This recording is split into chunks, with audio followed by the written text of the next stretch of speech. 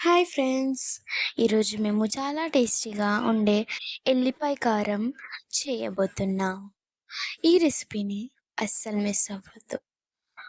మరి రెసిపీ ఏందో చూద్దామా?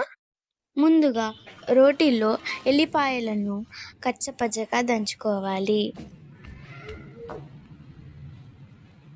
తర్వాత 2 స్పూన్ కారం వేసుకొని తగినంత ఉప్పు,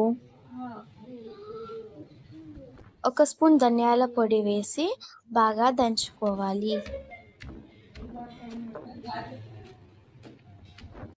తర్వాత కడాయిలో 1 స్పూన్ ఆయిల్ వేసి, ఆయిల్ వేడయ్యాక 1 స్పూన్ జీలకర్ర వేసి, ఆ తర్వాత వెల్లుల్లి మిశ్రమాన్ని ఆయిల్‌లో వేసి పచ్చివాసన పోయే వరకు ఆయిల్‌లో వేపుకోవాలి.